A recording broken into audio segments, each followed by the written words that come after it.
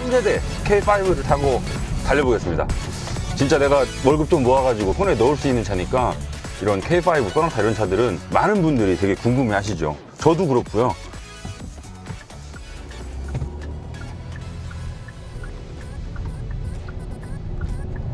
일단 출발했는데요. 달리자마자 느껴지는 건 좋아요. 아까 지금 제 오른쪽에 앉아있는 로드테스트 윤지수 기자님이랑도 오면서 말을 했지만, 여러분 요즘 차들은요 안 좋은 차가 별로 없습니다. 다 어느 정도는 운동성능을 다 갖추고 나오기 때문에 사실 이렇게 중형 세단, 특히나 이런 차들은 단점을 찾기가 그렇게 쉽지 않아요. 다 잘 달리고 디자인도 어느 정도 완성도를 갖추고 있고 만듦새도 훌륭하고요. 단점을 찾기가 쉽지 않습니다. K5도 그 중에 하나고요. 그럼에도 불구하고 일단 제가 느끼는 바를 기준으로 전달해 드리도록 하겠습니다. 자, 지금 제가 우측 깜빡이를 켜면 계기판에도 오른쪽 후방 상황이 계기판에 나오죠.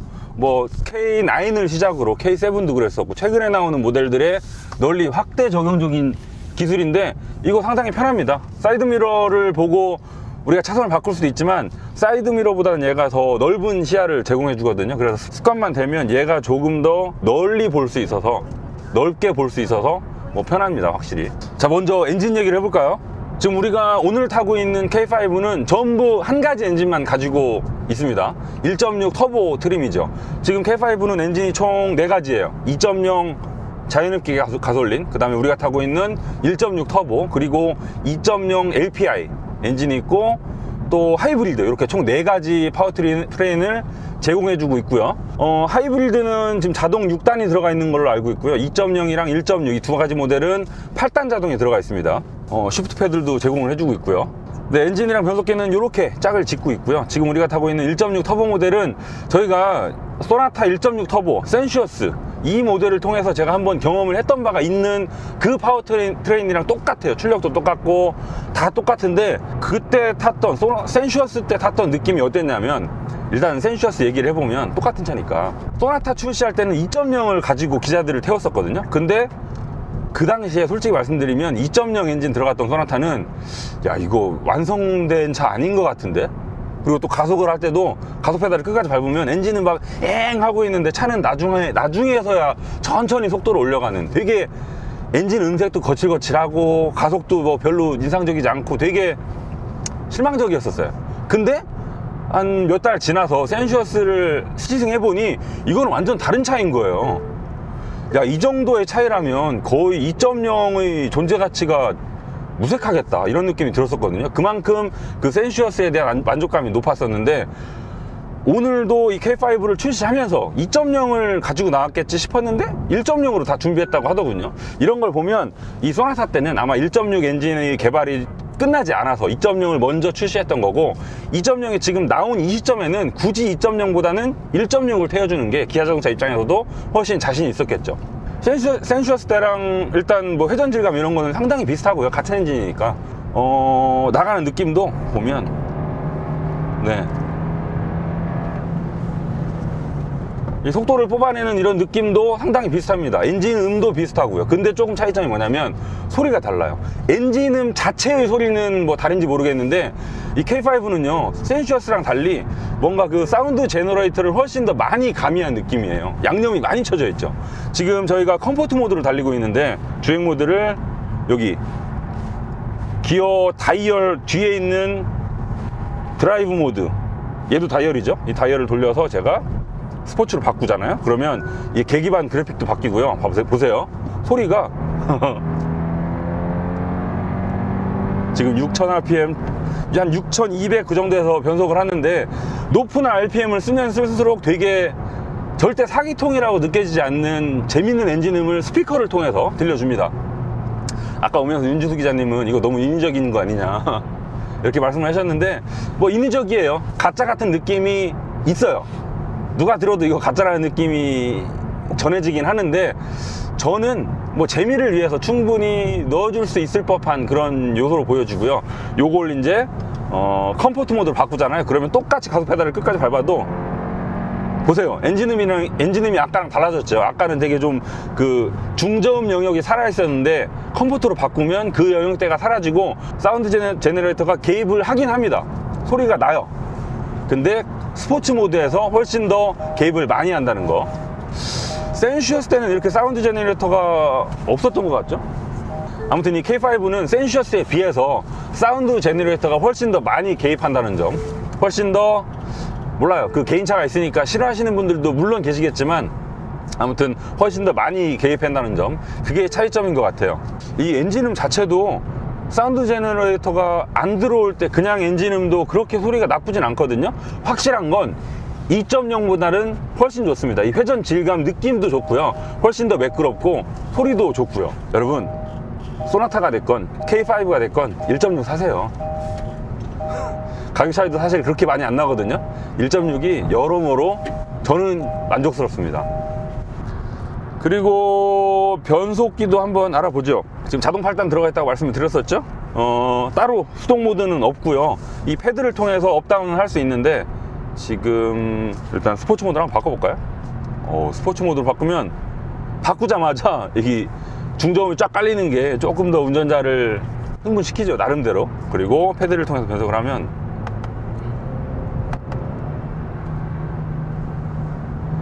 지금 몇 단인지가 나오나? 아, 나오네. 업, 다운, 다운이 훨씬 빠르네요. 아, 이게 업은 다운에 비해서 조금 더 느린 감이 있고요. 이게 센슈어스 때 제가 타면서 아주 만족스러웠는데, 단 하나 조금 아쉬웠던 게 뭐냐면 변속기가 되게 보수적이었었거든요.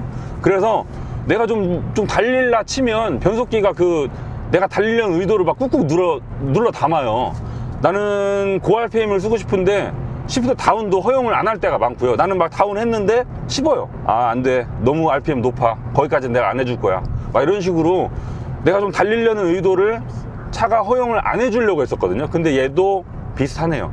그 RPM 영역이 여유값이 조금 있는데도 해줄 수 있을 것 같은데 안 해주는 게 조금 있어요. 다운,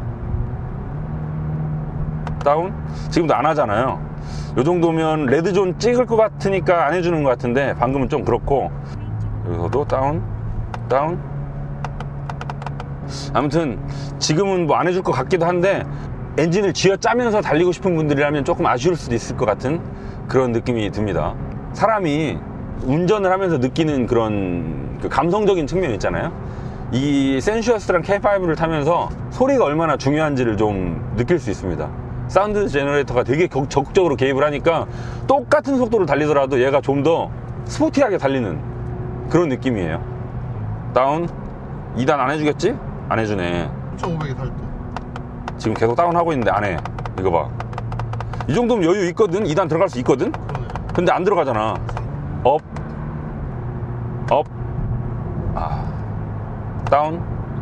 다운. 얘도 역시나 변속 패턴은 되게 보수적입니다. 자, 그러면 다시 컨버터로 돌아가 보겠습니다. 방금 제가 드라이브 모드를 변경했는데, 현대 기아차는 보통 드라이브 모드를 지금 보시는 것처럼 하나, 둘, 셋, 5개, 스마트, 에코, 컴포트, 스포츠, 그리고 커스텀까지 총 5개를 지원해 주거든요. 근데 사실 제가 감히 짐작하는데 5개를 다 충분히 쓰시는 분들은 아마 없을걸요. 한 3개 정도면 충분하다고 보는데, 굳이 드라이브 모드를 5개까지 줄 필요가 있을까 싶어요. 뭐 없는 것보단 낫죠. 그리고 재밌는 건 스마트로 놓으시면 어떻게 운전을 하느냐에 따라서 마일드와 다이나믹 양쪽으로 그래프가 왔다 갔다 하거든요. 이렇게 마일드로 놓을 때는 컴포트로 가다가요, 제가 이렇게 좀 밟으면 빨간색이 되면서 스포츠 모드로 넘어가죠. 그래서 스마트 모드까지는 충분히 쓸 수 있을 것 같아요, 평상시에. 자, 그리고 하체 느낌. 저는 그 센슈어스를 타면서 상당히 하체가 인상적이었었거든요.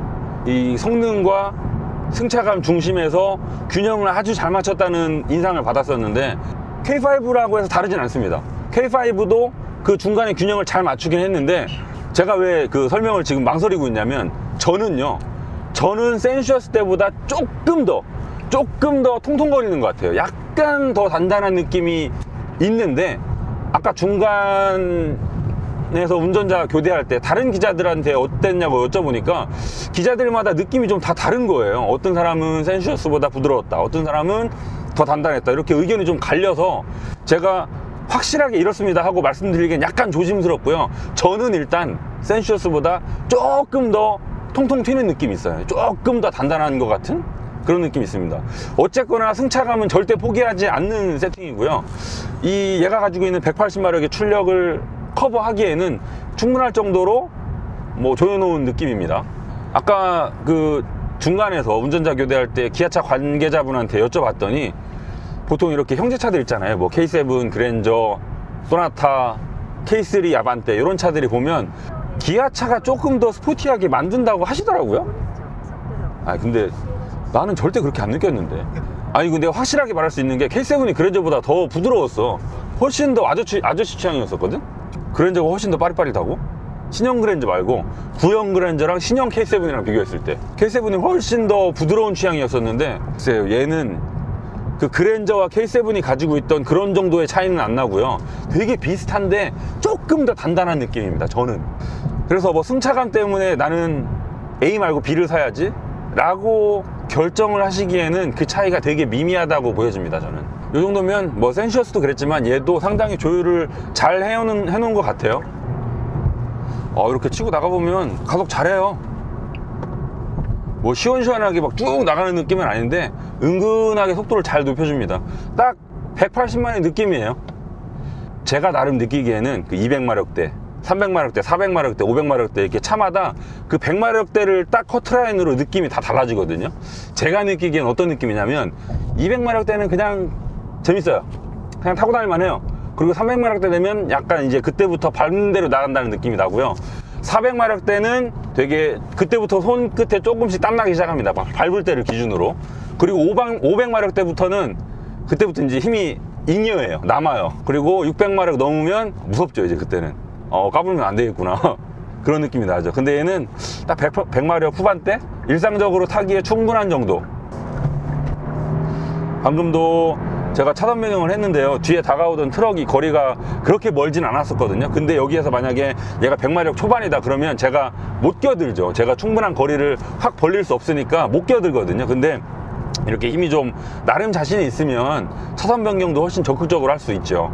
그리고 지금 이 스티어링 시스템도 우리가 타고 있는 1.6 터보 모델은 RMDPS가 들어가 있습니다. 하지만 2.0 모델은 RMDPS가 안 들어가 있는 차들도 있어요. 저는 개인적으로 이 단가, 가격적인 요인 빼고는 어떤 면을 보더라도 RMDPS가 우세합니다. 더 좋아요. 근데 뭐 장단점이 있으면 모르겠지만 단가 빼고는 얘가 RMDPS가 장점밖에 없음에도 불구하고 이렇게 트림에 따라서 차별을 뒀다는 거 조금 아쉽습니다. 그냥 기왕 넣는 거 2.0도 그냥 다 RMDPS 넣어주면 안 되나요?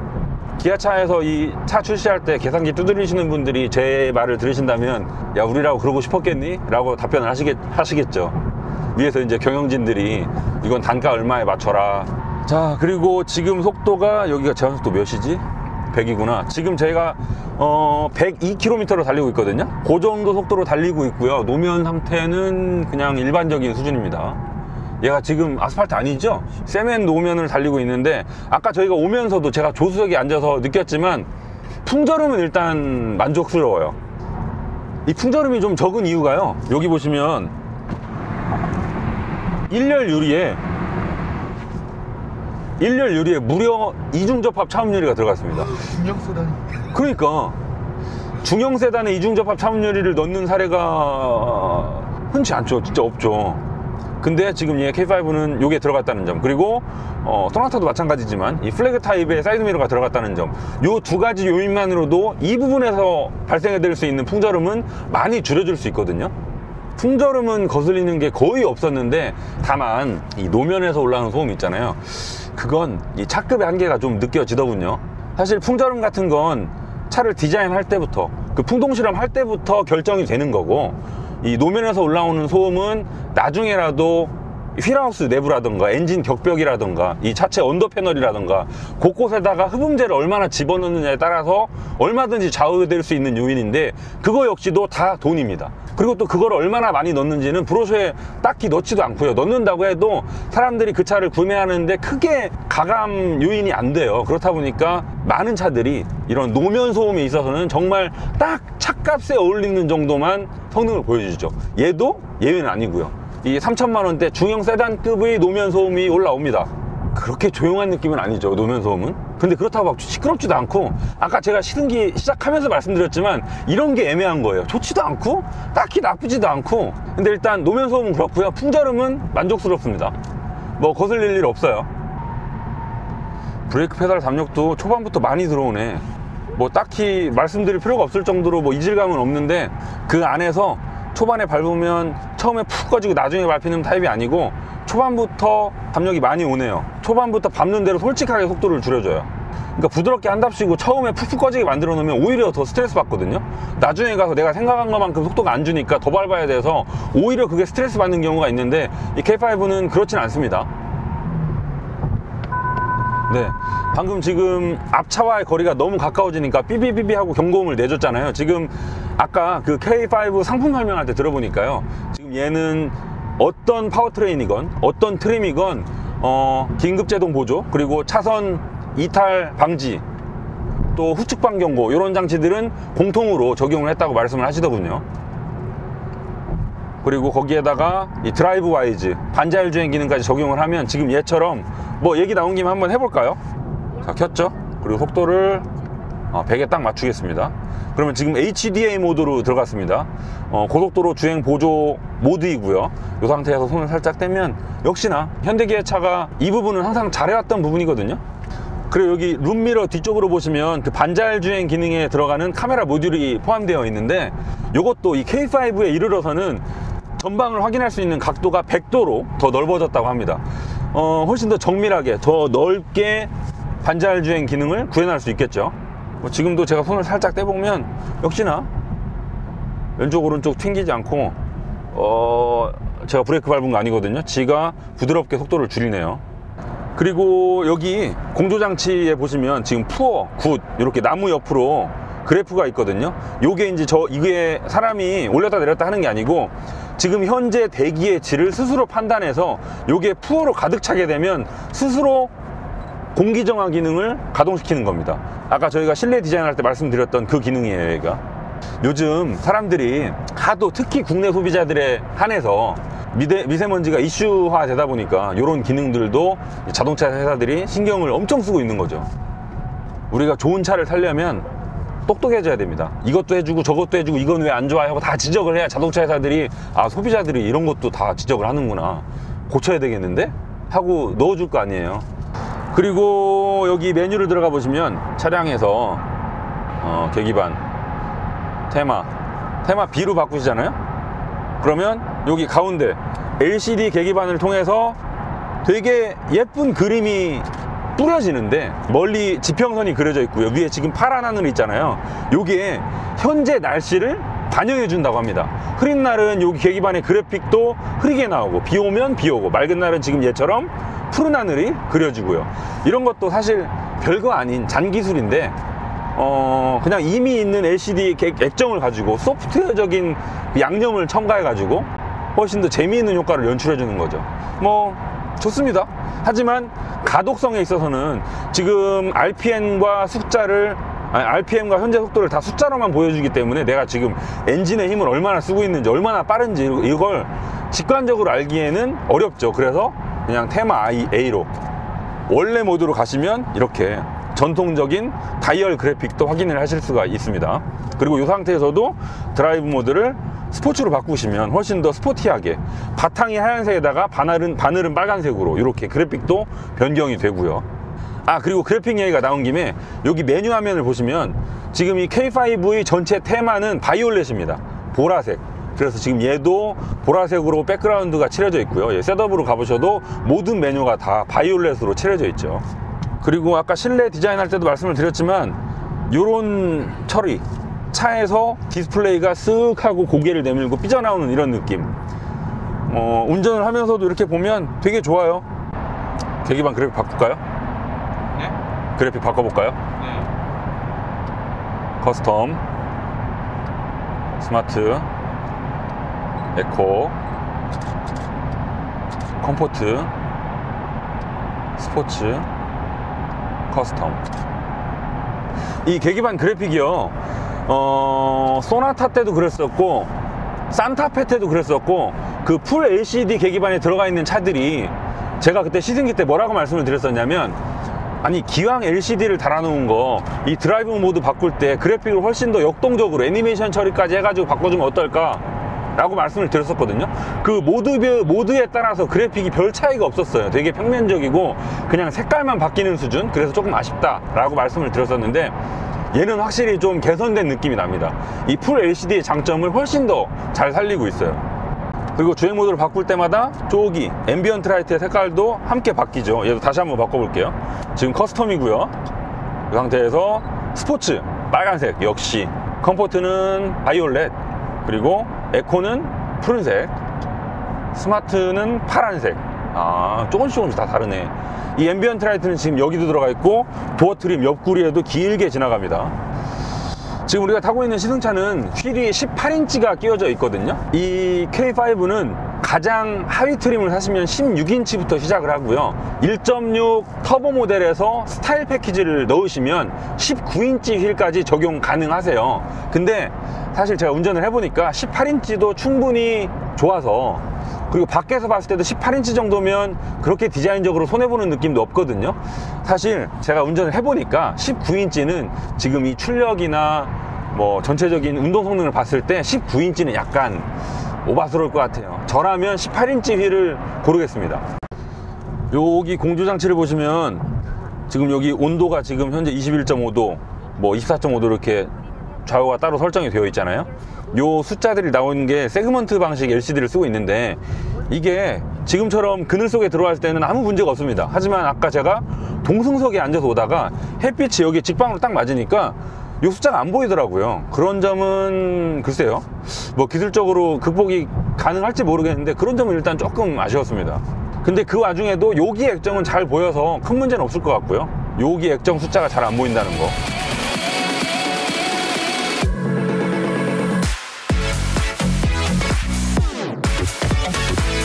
자, 저희가 이렇게 K5 1.6 터보 시승을 마쳤습니다. 일단 디자인은 호불호가 갈리겠지만 저는 상당히 만족스러웠고요. 소나타보다는 호불호가 많이 안 갈릴 것 같아요. 그래서 디자인 면에서는 소나타보다 조금 더 유리한 면을 선점하고 있지 않나 이런 생각이 들고요. 또 주행 성능도 달려보니 사실 K7이랑 그랜저는 그랜저가 오히려 더 부드럽게 생겨놓고 더 젊은 감각을 가지고 있고, K7은 오히려 또 반대의 되게 다이나믹하게 생겼는데 아저씨 취향의 차이인 그런 성향을 보였었는데, 얘는 생긴 대로 다이나믹하네요. 특히 2.0은 모르겠습니다만 1.6 모델은 생긴 대로 운전 재미도 어느 정도는 조금 즐길 수 있을 만큼의 운동 성능을 보여줬습니다.